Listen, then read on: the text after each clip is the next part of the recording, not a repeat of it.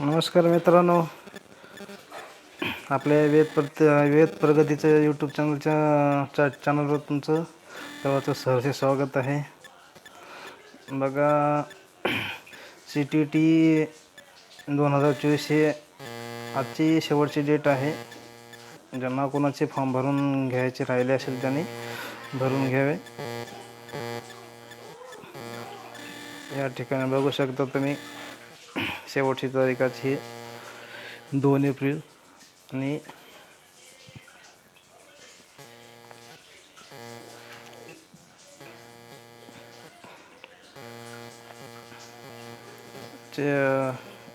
Date बघू शकता तुम्ही.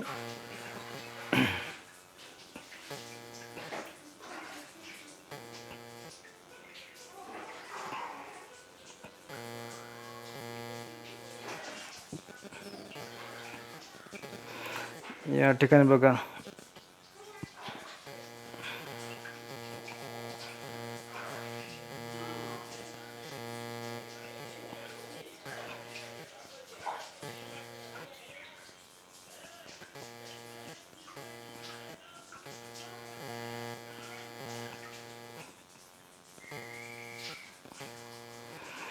केंद्रीय माध्यमिक शिक्षक बोर्ड म्हणजे CTET परीक्षा ही कधी होणार आहे तर 7/7/2024 म्हणजे 7 जुलैला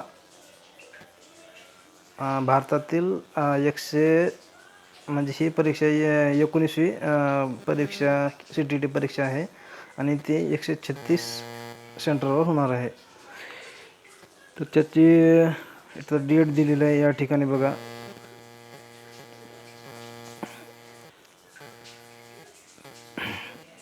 7 मार्च 2024 पासून स्टार्टिंग डेट होती आणि शेवटची डेट ही 2/4/2024 म्हणजे 2 एप्रिल 2024 ही आजची शेवटची डेट आहे. आणि कधीपर्यंत भरायचं फक्त तर 11:59 म्हणजे रात्रीच्या 12च्या आत फॉर्म भरून घ्यायचा आहे. तर ज्यांना कोणाला जर फॉर्म भरायचं माहीत नसेल तर त्यांनी बघू शकता तुम्ही फॉर्म कसा भरायचा ते मी सांगतो थोडक्यात. या ठिकाणी मी सांगतो तुम्हाला.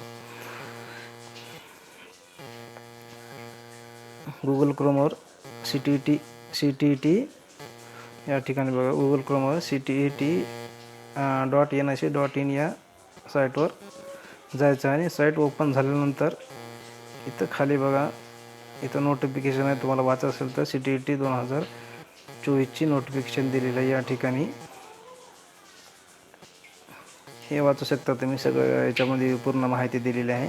आणि अप्लाय करायचं असेल तर या ठिकाणी आहे बघा, अप्लाय फॉर CTET जुलै 2024 या ठिकाणी इथे क्लिक करून तुम्ही बघू शकता साईट चालना गेली. 1 मिनिट थांबा,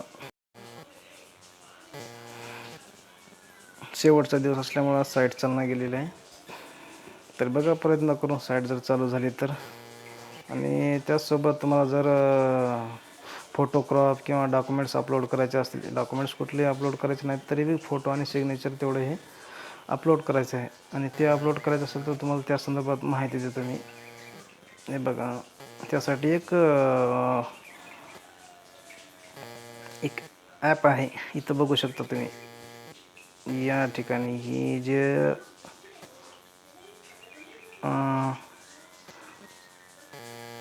ॲप आहे फोटो इरेजर म्हणून, हे ॲप तुमच्या मोबाईलमध्ये प्ले स्टोरवरून डाउनलोड करायचं आहे आणि याला ओपन करून बघा, हे बघू शकता इथे.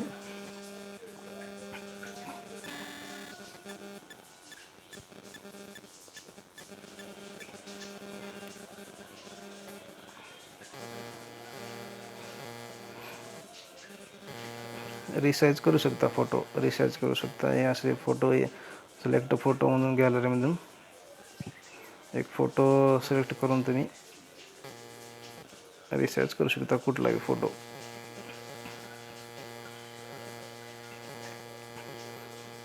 तर मी एक फोटो निवडतो बघा.